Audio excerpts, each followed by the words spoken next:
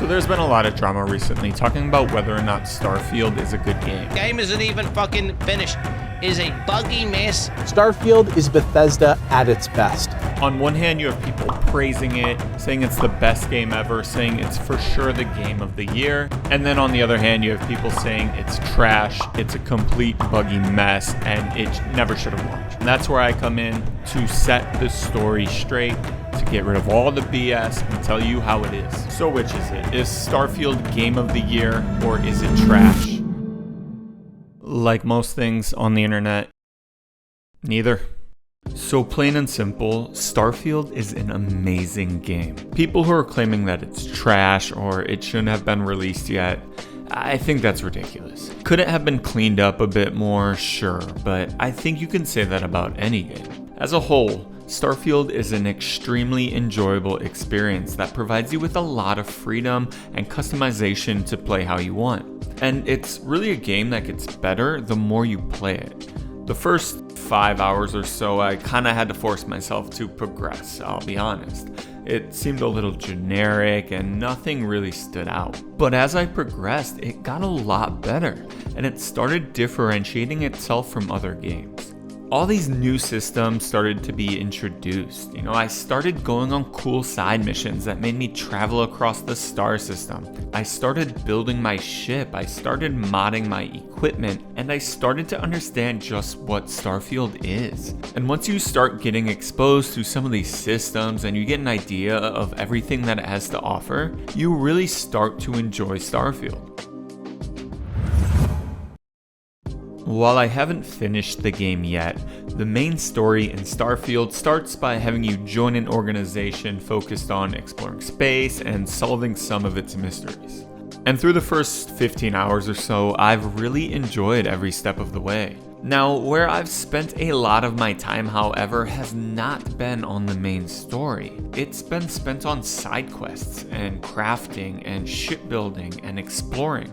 Through side quests, you can find yourself joining different organizations, finding lost family members, taking down space pirates, answering distress calls from space, or my personal favorite so far, joining what I'm pretty sure is just a multi-level marketing company where I try and find habitable planets to sell land to people across space who are looking for a fresh start. And a lot of the side quests and the organizations that you can join are just as interesting as the main story, and sometimes even more. So I'm constantly finding myself pulled away from that main storyline. The game's shipbuilding system is also incredibly fun and will have you going out of your way to track down parts and money to build your perfect ship. Crafting, while I do think it could probably be a bit deeper, is enjoyable and makes enough of an impact on your character that it's something you'll look forward to doing. All of these things are fun and makes it really easy to get sidetracked from the main quest. And I love that there are so many fun things to do that you never really feel forced to progress in one single way. The game also has a really nice sense of exploration to it, and this is an area where there has been some drama. People are mad that parts of the planets have instanced areas and you're not able to get in your ship and fly into space and land on other planets without it loading. And while I agree this would all be cool, it's really not necessary in a game like this. I really have no problem with the travel system in Starfield, and it doesn't really do anything to ruin my sense of exploration. The zones are big enough and there's a lot going on to make it feel lively. For example, when I flew to a planet for the main quest, I was in an instanced zone. But while I was exploring, I stumbled upon an abandoned mineshaft, which had nothing to do with the main quest. So I jumped down and explored, where I found some voice recordings talking about a buried treasure deep within the mine. I explored a little more, but couldn't ultimately find the treasure, so I left and decided to jump back into the main quest. But instead, I saw a ship landing in the distance, so I decided to run over to it and see what was going on. When I got there, I talked to the pilot and found out that her ship was malfunctioning, so she needed help tracking down some parts. Fresh from my mining failure, however, I decided not to help her and just kept on exploring.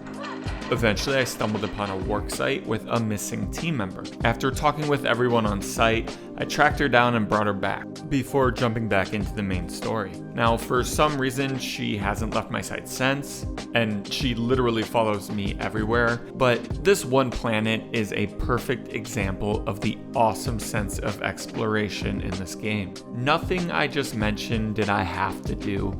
I just explored the world around me and was naturally pulled in those directions out of curiosity. And the game does this so well, which really makes you feel like an adventurer exploring space however you see fit.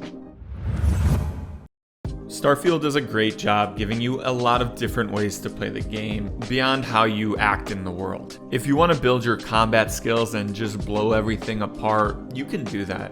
I'm always a fan of charismatic builds, so I've been putting my points in social skills to try and persuade my way out of everything, and so far that's been a lot of fun. But there's also a lot of skills that allow you to focus on other things, like building the best ship, or being able to upgrade your suit and your weapons, or just being a really good cook.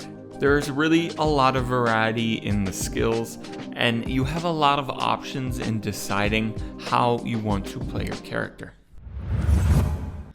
So, the people who are saying Starfield is bad, while I don't agree that it's a bad game, there is some fair criticism of the game. It's by no means perfect. There are bugs. You might have to reload a few times if something wonky happens, and there's just kind of a lot of weird things that make you wish the game were a little bit more polished. The characters lack personality, and honestly, the game as a whole lacks personality as well. The UI, the text, the cities all seem a bit generic to me, and nothing is really that stylized. The AI is questionable, combat gets repetitive, there could be more variety in gear and weapons, but overall, none of this ruins the experience of Starfield because none of it is core to its appeal. It's a game that gives you freedom to explore space, to build the character you want, to play how you want, and to make your own decisions within a lively world that provides you a ton of ways to interact with it,